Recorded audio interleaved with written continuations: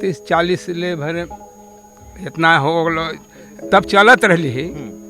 ऐसा बात नहीं है, लेकिन ये ज़्यादा अब हो गया, तंग कर देस ना। शिकायत हम लोग किससे करने जाएं? सब प्रदूषण फैलाते जा रहे हैं। नवंबर 11 तारीख से शुरू हुआ, 14 तारीख तक में 4 का मृत्यु हुआ।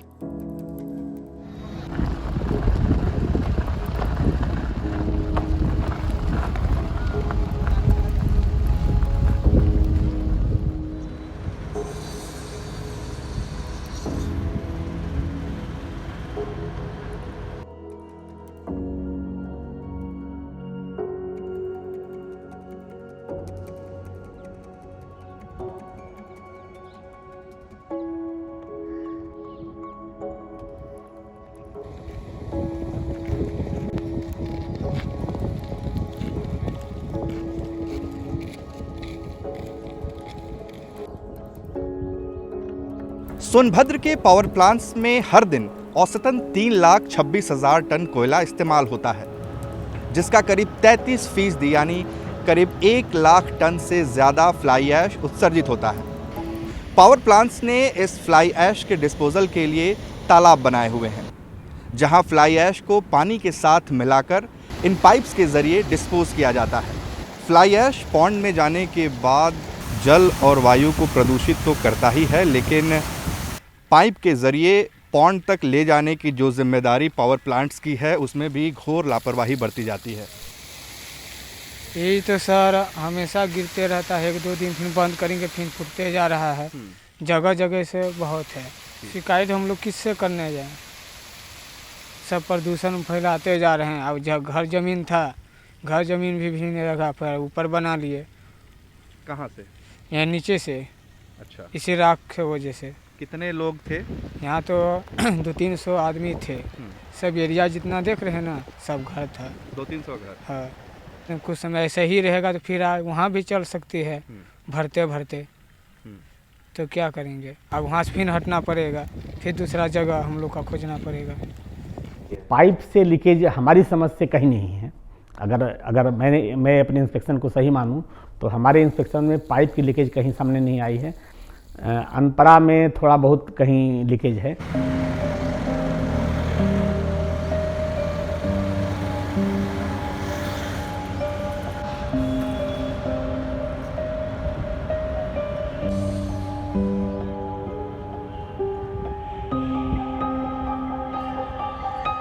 इस एरिया में काफ़ी इंडस्ट्रीज़ हैं, कोल माइंस हैं, तो इन इंडस्ट्रीज़ और कोल माइंस के कारण जो एयर पोल्यूशन होता है उसमें डस्ट पार्टिकल जैसे सिलिकॉन है, कोल है, तो इन पार्टिकल्स के कारण एयर पोल्यूशन होता है, जो यहाँ पे रहने वाले जनता के सांस के जरिए फेफड़ों में जाता है और श्वास संबंधी बीमारी पैदा करता है।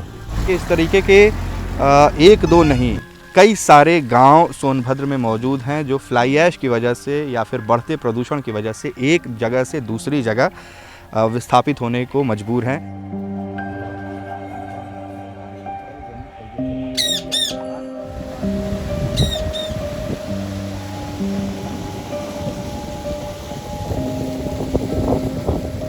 नवंबर 11 तारीख से शुरू हुआ,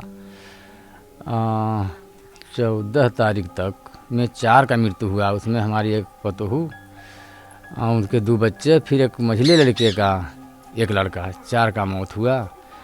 उसे जब ही यही बुखार का दिखाई दिया लक्षण तो हम लोग तुरंत लेके हॉस्पिटल भागे। हॉस्पिटल जाके सुबह भर्ती कर रहे हैं, शाम होते होते डेथ हो गए। जिसको शाम को भर्ती किए, सुबह होते होते डेथ हो गए। और चेक जांच उसमें रिपोर्ट आ रहा है तो ही मलेरिया और पीलिया उसमें दिखाई दे रहा है। ग्राम पंचायत में लगभग, अब घर घर जाके तो हम लोग लिखे नहीं, लेकिन आंकड़ा हमारा यही है कि 50-60 बच्चे करके, सियाने करके, औरत करके 50-60 का मौत हुआ 2 महीने के अंदर में। युक्त पानी जो ये डैम का पानी है जो जहरीला है, तो ऐसे पानी का पहले तो आप लोग तो वो टंकर से पानी देना शुरू किए, लेकिन वो महीना भर ही दिए टंकर का पानी। इसके बाद हमको उसी चापाकल का पानी फिर पीना पड़ रहा है, अब आयरन हो कुछ भी हो।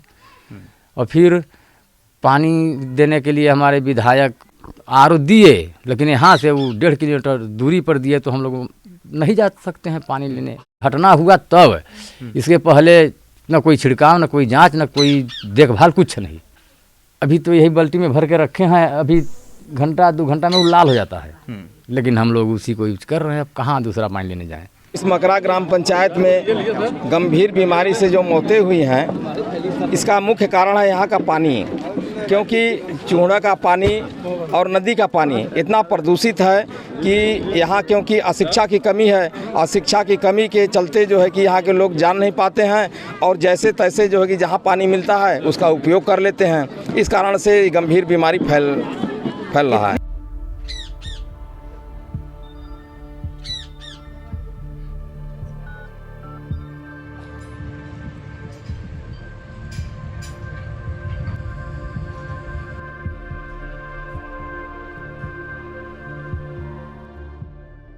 मेरे आने से पहले का ये है, अभी इसके बारे में एग्जैक्ट फिगर तो बताना मुश्किल है, लेकिन हाँ उसमें जांच वाँच हुई थी। वाटर पोल्यूशन ही कारण निकल कर के आया था, और संभवतः वहाँ के पानी में सोडियम और आयरन ज़्यादा मात्रा में पाया गया था, जिसके कारण मौतें हुई थी। नहीं, बिल्कुल उसका कुछ ना कुछ तो रोल है, क्योंकि आफ्टर ऑल सभी चीज़ें ज़मीन में एब्जॉर्ब होकर के वो ग्राउंड वाटर में ही जाएगा। 4 लड़कियों का मौत हुआ सर। कब? सर ये आज हो गया 5 साल। सर ये पीलिया, सर बुखार, खून का कमी से सर निकल हुआ। 6 साल की, 1.5 साल की, 3 साल की, 2 साल की लड़की का मौत हुआ सर। 7 लड़की थी, 7 में 3 लड़की बची हैं सर। हॉस्पिटल में बेड पर सुता है, डॉक्टर बोल दिए कि ख़त्म हो गई लड़की। खून की कमी सर, जांग से भी खून निकाले सर, खून कुछ नहीं था उसमें। बोले कि तुम लोग का पानी जो आसपास में बंधा है सर, वो जमा है आसपास में, वो लोग तुम लोग के पानी से ये सब ये बीमारी फैला है। जो स्वास्थ्य केंद्र पर मरीज आते हैं उनमें ज़्यादातर क्या पानी की समस्या के मरीज होते हैं? पानी खुजली वाले हुए, मतलब कि हाँ यही सब परेशानी है।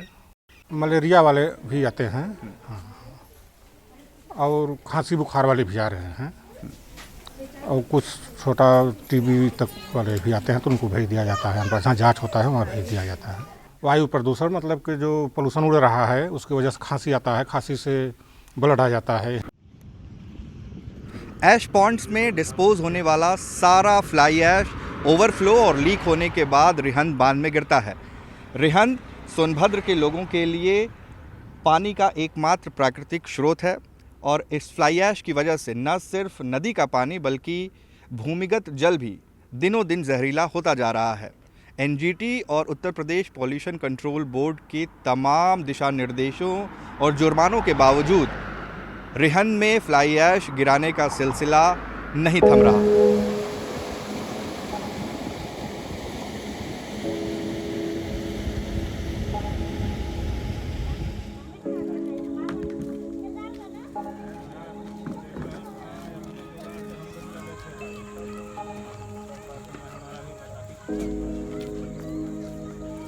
तीस 40 ले भरे इतना हो गलो, तब चलत रही, ऐसा बात नहीं है, लेकिन ये ज़्यादा अब हो गया, तंग कर देस ना।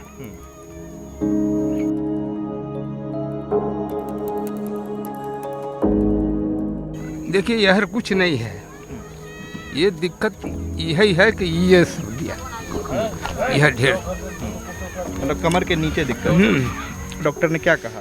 अरे वो तो बहुत बैठे हैं, तब का करेंगे हमन की, कहा इकट्ठे ले जाना, यह तो हर का कहना बना कर बस वह धंधा बा, न मिलता है न कुछ। अब तो खाना नहीं खाते हैं, क्या करेंगे अब? यहाँ बनाएंगे तो दे ही कोनो, तो खाएंगे नहीं। तो कमर में खाली दर्द, यहाँ से यहाँ हाथ कहाँ जाता है, बार हाथ ऐसे, यहाँ से धर कर चिहोर दे ऐसे। गईली दवा दारू करैली, कहूँ कुछ के बताओ था, दवा दारू कराओ थी, कुछ नहीं लागल, कहीं कुछ नहीं। हाँ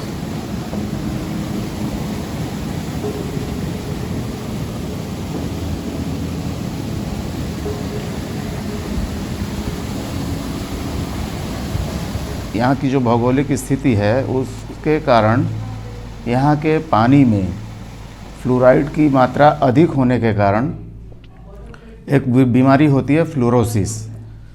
वो फ्लोरोसिस भी काफ़ी ज़्यादा यहाँ होता है। यहाँ पे पानी में आयरन ज़्यादा है और नाइट्रोजन ज़्यादा है, तो उसके कारण भी काफ़ी बीमारियाँ होती हैं। फ्लोराइड ये हमारी समस्या प्रदूषण की समस्या नहीं है। फ्लोराइड ये नेचुरल क्रस्ट में जो अर्थ में है और फ्लोराइड उसमें है, वह इंडस्ट्रियल पोल्यूशन का इम्पैक्ट नहीं है। वह फ्लाई ऐश में फ्लोरीन होता ही नहीं है, उसको हम प्योर नहीं कर सकते।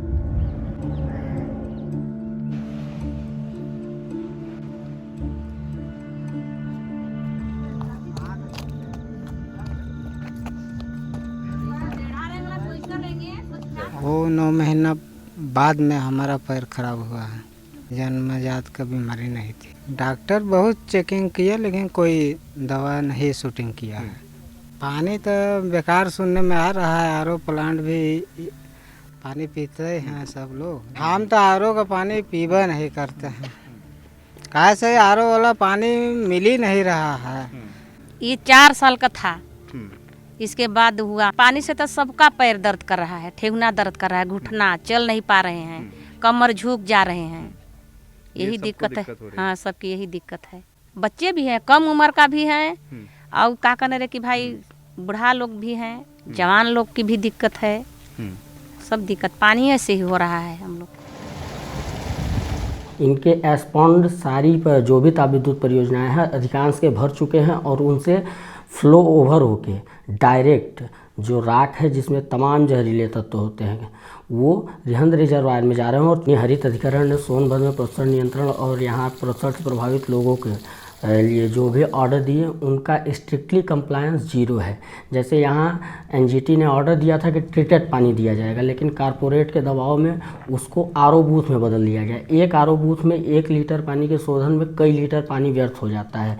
वो स्वयं एक पेयजल के प्रदूषण का कारण बन रहा है। वर्तमान में कोई भी एस्पंड का पानी रिहंद में नहीं जा रहा है। केवल ओबरा का कुछ केसेस आते हैं। ओबरा का फ्लाई ऐश का जो रिसर्कुलेशन सिस्टम है वह रेणु नदी में थोड़ा बहुत जा रहा था। उसके खिलाफ हमने 1 करोड़ 37 लाख का पनिशमेंट दिया है उनको।